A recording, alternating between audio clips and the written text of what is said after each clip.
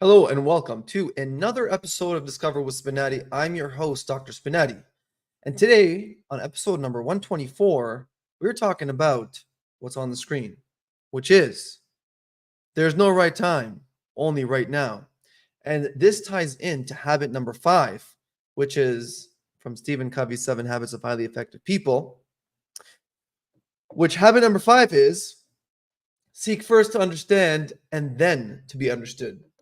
Now, the principle behind this concept of the 7 habits of highly effective people, if you've been tuning into the past 4 habit talks, which are very short, is the principle of winning in life, the principle of how to win, how to create that hack in your life on a consistent basis.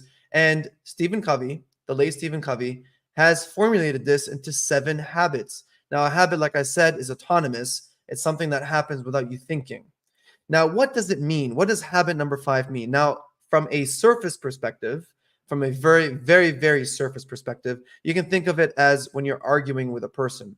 So when you're arguing with a person, then there's 2 ways to go about it. Either one, you can adopt thinking of, let me try to understand what the other person is saying so that we can get on some kind of level playing field, and then we can compromise or collaborate, i.e., adopt habit number 4.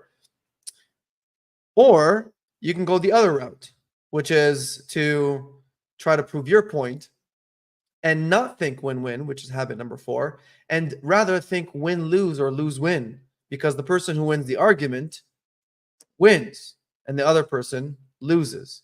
Now, to get the habit number 4, because I'm trying to tie all of them together, to get habit number 4 and to incorporate habit number 5 into your life, it's actually more complicated than just arguing with another person, because we're talking about life. And so I started thinking about this because this gave me a little bit of a puzzle, because I looked at this and I said, seek first to understand, then to be understood. Okay, I get it. So there's 2 ears, 1 mouth. Okay, so we should be listening more than we talk. But what does it mean? How does that get you more wins in life? How does that get you more victories? Well, I started thinking about it in terms of life. Now, it is said that if you argue with life, you will lose 100% of the time. And the reason why if you argue with life is basically, and how argument with life happens is basically you complaining about life. So if you complain about the things that are happening to you, to anybody or to yourself, then you're actually arguing with life, because you're trying to prove that you don't deserve it. You're trying to prove your point, and you're going to lose. They say that arguing with a fool proves that there are 2. And so if you are arguing with life, life is not a fool, but you're arguing and then you're making yourself look like a fool. What's the better way to do it? How do you seek to understand from life? I started really thinking about that. And I said, the best way for anybody, for you, for me, for anybody, to really try to understand life rather than you trying to make life understand you. It sounds really silly, but if you think about it, if you complain, that's what you're trying to do. You're trying to twist life into your own reality. So if you argue with reality, you lose, but only 100% of the time. And so in order for you to actually understand life, it's not what you're thinking. It's actually you challenging yourself. Because if you challenge yourself and you try to beat your best, whatever it is, on a daily basis. So let's say, I'll give you an example. So let's say, for instance, today you went to the gym for half an hour. You went to the gym for 15 minutes or 10 minutes, whatever. Let's say tomorrow you're going to go for 11 minutes, 12 minutes, and you keep beating your previous record every single day. Now, obviously, if you've been going to the gym for years, then that's going to be a little bit different. So your aim is to, for instance, run faster, run a mile a little bit quicker, or lift a little bit more, beat your personal best. And that is the way that you try to understand life.